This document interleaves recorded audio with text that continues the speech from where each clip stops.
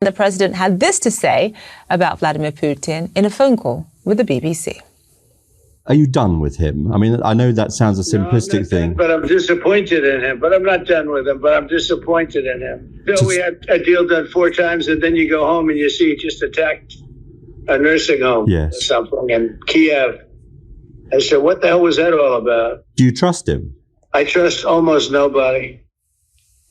Well, some critics say Trump's 50-day timeline handed Putin a green light to finish his brutal summer offensive in Ukraine before facing any consequences. Former Russian President Dmitry Medvedev today dismissed the tariff threat as a, quote, theatrical ultimatum, saying Russia doesn't care. It's Ken Harbaugh with the MeidasTouch Network. There has been a lot of talk about Donald Trump's so-called pivot on Russia. I wish I believed it, but here's the tell. Trump is giving Putin 50 days before the supposed tariffs kick in. That's basically the entire summer fighting season. What Putin is vying for is time to rain missiles and drones down on Ukrainian cities, time to terrorize the population into submission. So while I applaud the resumption of the supply of defensive weapons to Ukraine, which never should have been interrupted in the first place, I'm not buying this pivot against Putin, and neither, honestly, are those closest to the issue. Yesterday, I posted the first half of my interview with Bridget Brink, who served as America's ambassador to Ukraine in the early days of the war. Ambassador Brink helped mobilize the coalition that kept Ukraine in the fight, and she ended up resigning in protest after Trump's election and his betrayal of Ukraine. She has great insight into what is happening now and into Putin's larger ambitions. And she is also running for Congress in a swing district in Michigan. Here is part 2 of our conversation.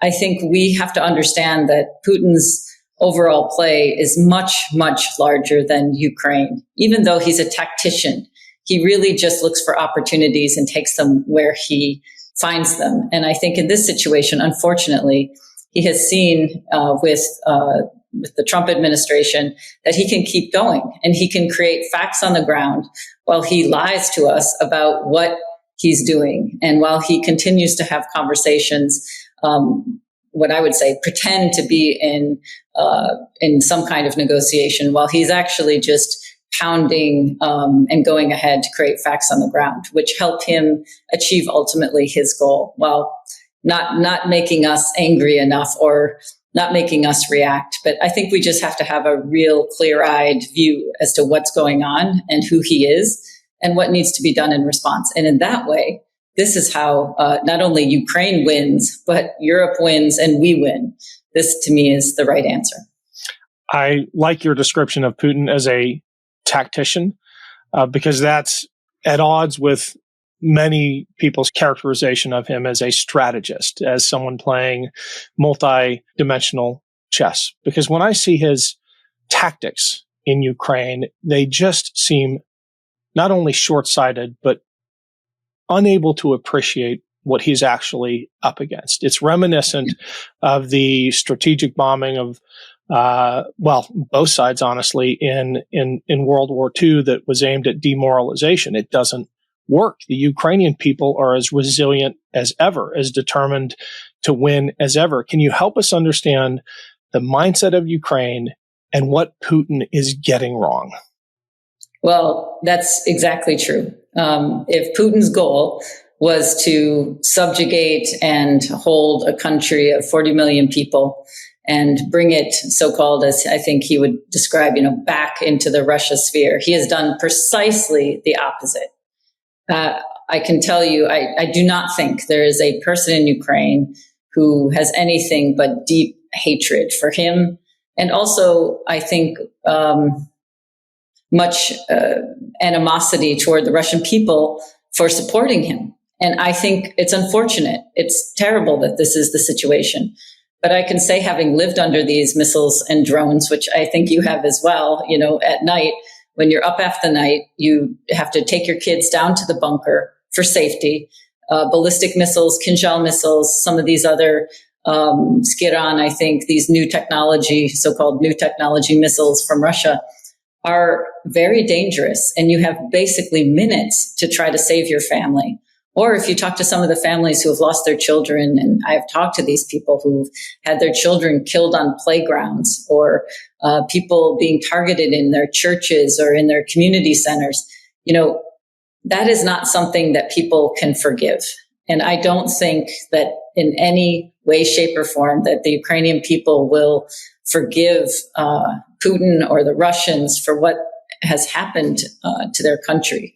And so what this means is Putin has basically driven away any possibility, I think, commonality with the Ukrainian people. And the Ukrainians, to their great credit, have fought in a way that is not just brave, but incredibly innovative. And here's where we're also, I think, missing something that we should really reconsider. We've spent a big investment in Ukraine. I totally agree. It was over $100 billion when I was there that we were spending in various ways, either with weapons directly or with other types of assistance to help support their fight. The Europeans have spent more, but we have spent, that's a very serious amount of money and an investment by the United States and the people of the United States for the right reason, in my view. What we need to do is make sure that we take advantage of that investment. And part of that is keep our solidarity with the Ukrainians because it's a strong ally that can be and wants to move much closer toward the West, toward Europe and toward America. But also it's the battle lab of the future.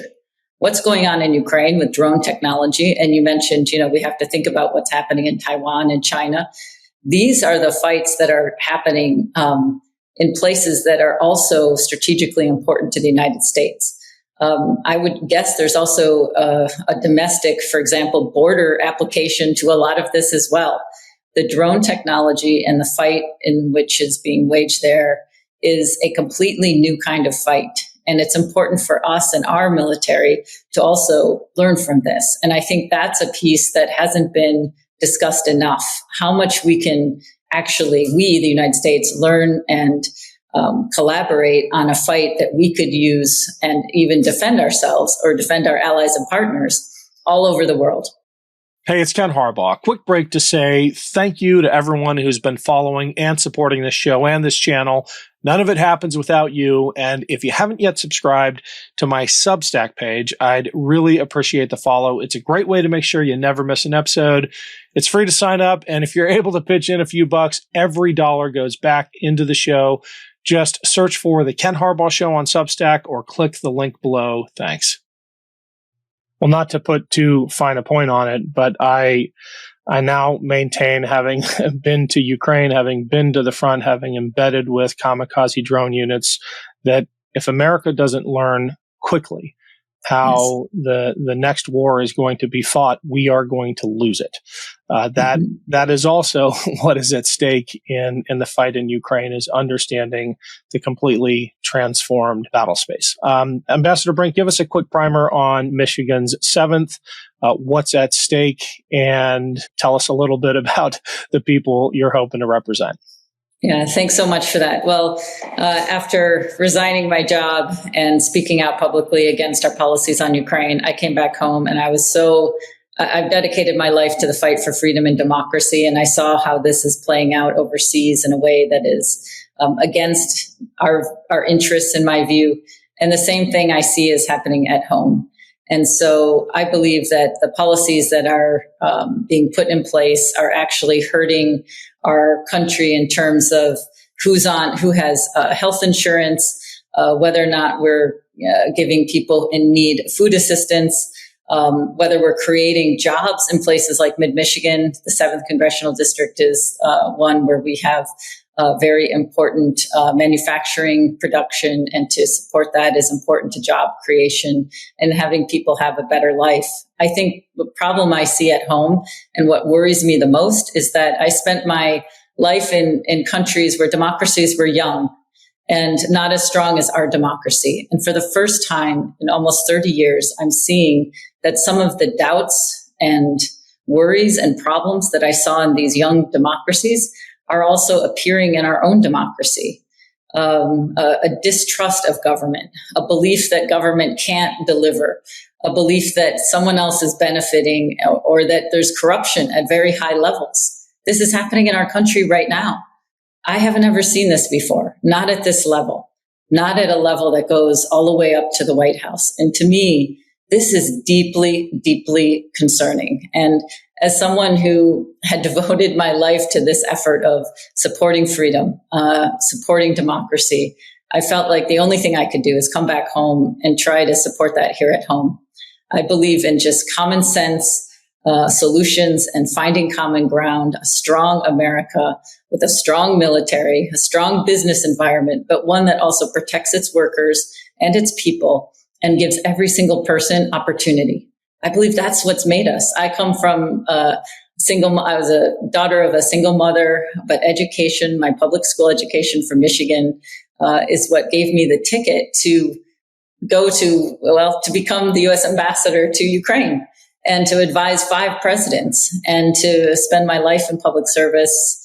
And I couldn't be prouder to have done that. But we need to make sure that opportunity is there for every single kid in our country. And so that's why I've come back home and I'm to mid-Michigan, and I'm here to run to try to run against the current incumbent, a freshman incumbent, but actually to flip the seat. And what I hope will be to flip the House.